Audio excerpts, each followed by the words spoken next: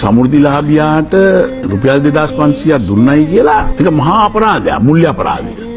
හැමෝම ගෙන්නලා හැමෝම ගිලවා මඩ දාලා මේ මඩ ගැහිීමේ ඇර වෙන දෙයක් නෑනේ. ඒක ඇමතිවරයෙක් මට චෝදනා කරා බිලියන 18ක්.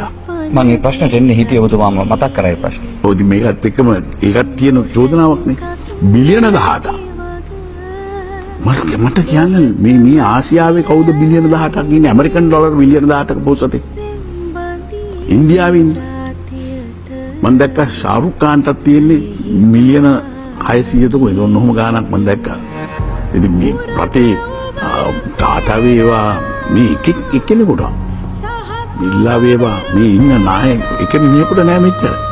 අපි රටට වියදම් කරලා තියෙන්නේ කීයද 48 ඉඳලා මේ අද වෙනකම් 14 වෙනකම් ඊටත් වඩා වැඩි මුදලක් නෙමෙයි තියෙන්නේ. ඉතින් මෙහිම අමූලික බොරු කියනකොට මිනිස්සු කොහොමද මේ රට නෙමෙයි මේ අපරාධය කරන්නේ ලෝකෙටමනේ. මේ මුළු රටටමනේ. ලෝකයට ගිහින් පෙවක් කියනවා. ඇමරිකාවෙන් උදව් ඉල්ලුවා. එංගලන්තයට ගිහිල්ලා උදව් ඉල්ලුවා. ඉන්දියාවෙන් උදව් ඉල්ලුවා. ෆයිල් ටික දුන්නා කොහෙද තියෙන්නේ කියලා. ඇමරිකාවට ඒක බොත්තමත් අද කරාම එයාලට පුළුවන් අපේ ලෝකේ ඕනම බැංකුවකට දාලා තියෙන සල්ලි ටික පෙන්නන්න. මං කියන එක ඩොලර් 5ක් 10ක account එකක් හොයලා ගෙනත් දෙන්න මට. මේ තරගෙන් ඉවත් වෙන්නම් මම. දේශපාලනේ ඊළ ආයිබෝන් කියන්න. ඔබතුමා අභියෝගයක් කරන්නේ. අභියෝගයක් අනිවාර්යයෙන්. ඩොලර් ගානක් ඩොලර් 1 ඩොලරයක්. පිටරට මේ විහිළුවක් නේ. මේ වගේ බොරු කියලා මොනවද මේ කට්ටිය බලාපොරොත්තු වෙන්නේ? සමාජයටම බොරු කියනවා. ඉතින් මේවා විශ්වාස කරන කීප දෙනෙක් ඇති යාළගේ හින්දායියෝ. මොකද බහුතර ජනතාව මං හිතන්නේ මේවා විශ්වාස කරනවා කියලා. ඒ බොරුවට ජනතාව රැවටුණා කියලාද? සමහර තරුණ පිරිස් අතර එවැනි මතවාදයක් ඇති වුණා. මොකද එයාලා දන්නේ නැහැ දේශපාලනීය අපි කරපු වැඩ කොටස මේ ඉස්සෙල්ලා තිබිච්ච රටේ තත්ත්වය යම් කිසි කෙනෙක් Facebook එක දැන් මම තමයි Facebook එක හිටන් ගමට ගෙනන්න පුරුදු කරේ. මේ ඉන්ටර්නෙට් එක තම මේ සියල්ල පහසුකම් අපි ලබා දීලා තියෙන්නේ.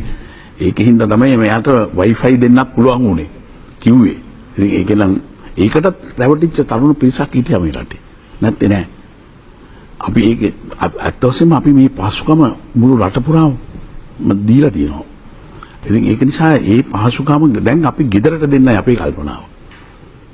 ඔන්ලයින් එතකොට ව්‍යාපාරයක්වත් කරන්නේ නැහැ. මේක බොරු මේ මූලික කාලෙදි මේ වගේ Facebook එක මේ තොරතුරු තාක්ෂණය ආපු හැම කාලෙදි මෙවැනි තොරතුරු දාලා රටවල් වල විනාශකම් ඇති කරන්න පුළුවන් තරුණ හදවත් වෙනසකට. ඉතින් මම හිතනවා මේවා හුඟක් අයගේ අතරට ගියා. ඒ තරුණ පිරිස නොමග ගියා.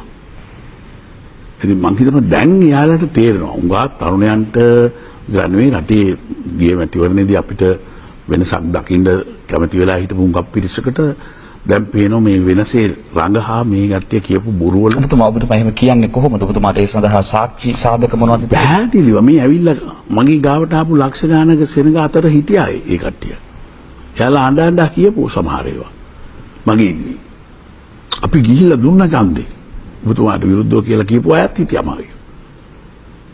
අවංකවම අපි අද කනගාටු වෙනවා කියලා කියපු අය ඉන්නවා.